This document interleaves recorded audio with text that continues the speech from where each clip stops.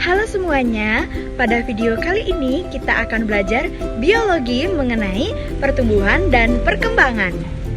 Yuk simak video dengan baik ya.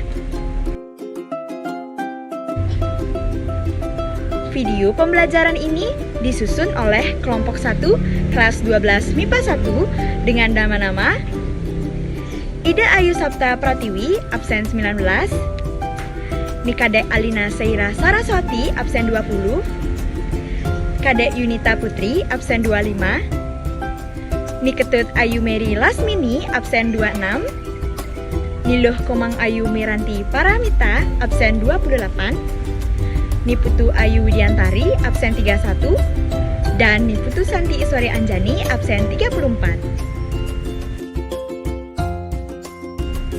Baik, sebelum kita masuk ke pengertian pertumbuhan dan perkembangan, yuk kita simak animasi di bawah ini.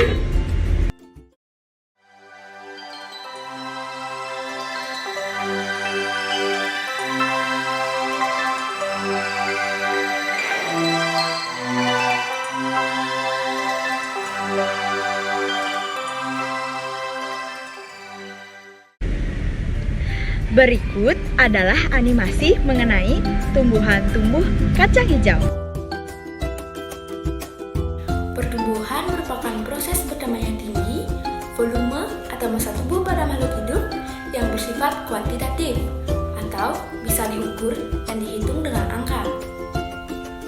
Sedangkan perkembangan merupakan suatu proses diferensiasi, organogenesis, dan diakhiri dengan terbentuknya individu baru yang lebih lengkap, lebih dewasa, yang bersifat kualitatif atau tidak dapat dituliskan dengan angka.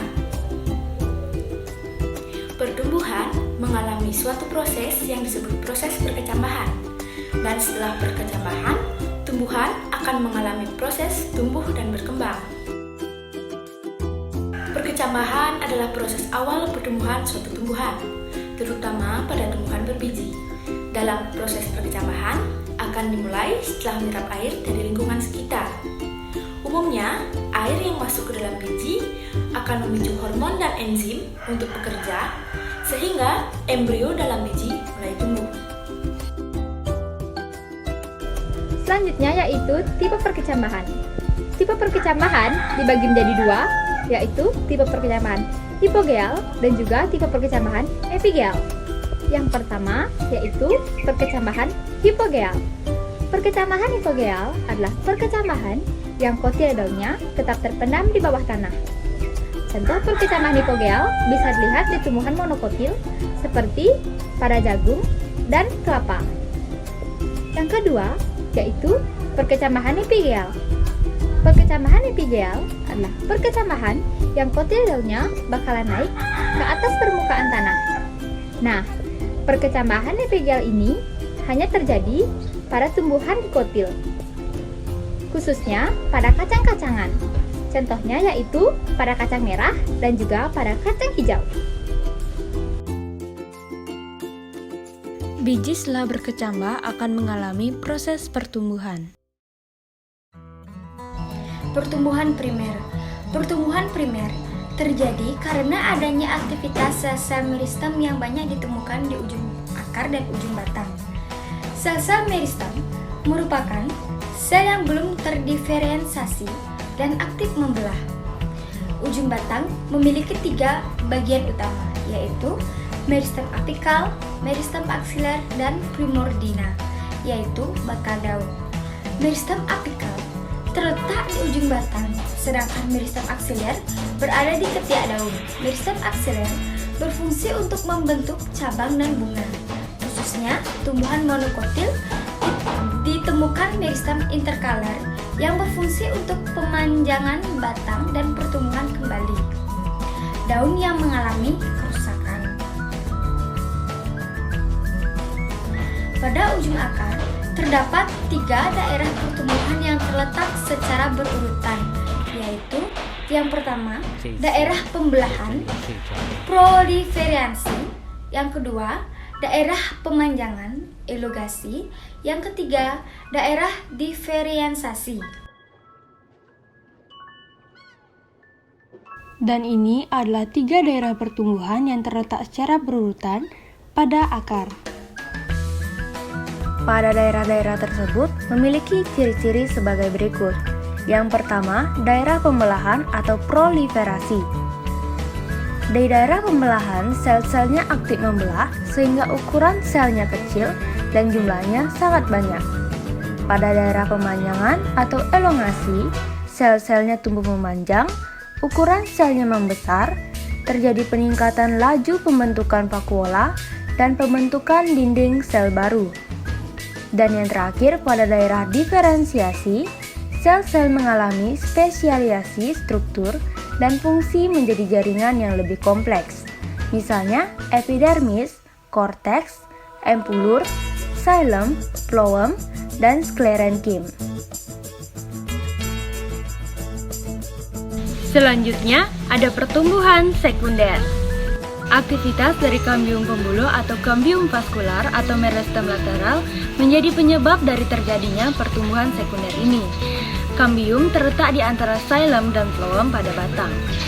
Jaringan kambium tersusun dari lapisan sel yang tipis dan sel-selnya sangat aktif untuk membelah. Pembelahan ke arah dalam membentuk xylem sekunder, sedangkan pembelahan ke arah luar membentuk phloem sekunder. Xylem sekunder dan phloem sekunder inilah yang menjadi penyebab mengapa sebuah diameter batang bertambah besar. Pertumbuhan sekunder ini membentuk lingkaran tahun. Lingkaran tahun ini adalah lapisan-lapisan xylem yang membesar dan sudah mengeras. Selain itu, terdapat aktivitas pembelahan kambium gabus atau filogen menghasilkan jaringan gabus yang berfungsi untuk pelindung. Pembelahan kambium gabus ke arah luar membentuk velum, sedangkan ke arah dalam membentuk velodrim. Jaringan gabus akan menggantikan jaringan epidermis yang telah rusak dan mengupas.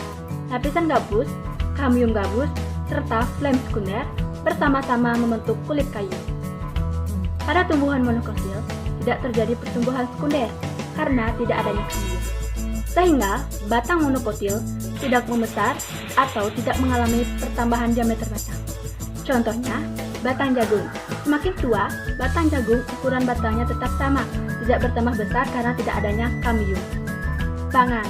Perkembangan adalah proses diferensiasi organogenesis dan diakhiri dengan terbentuknya individu baru yang lebih lengkap dan lebih dewasa, yang bersifat kualitatif atau tidak dapat dituliskan angka. Perkembangan tidak terbatas pada usia, ini berarti makhluk hidup akan terus berkembang seiring bertambahnya usia. Jadi, kesimpulannya adalah pertumbuhan adalah suatu proses pertumbuhan ukuran dan volume serta jumlah secara irreversibel, yaitu tidak dapat kembali ke bentuk semula. Sedangkan perkembangan merupakan suatu proses menuju kedewasaan yang bersifat kualitatif. Bila kita menanam biji tanaman, dapat diamati bahwa dari hari ke hari terjadi perubahan tinggi. Secara kualitatif, terlihat bentuk awal atau biji yang demikian sederhana menjadi bentuk tanaman yang lengkap.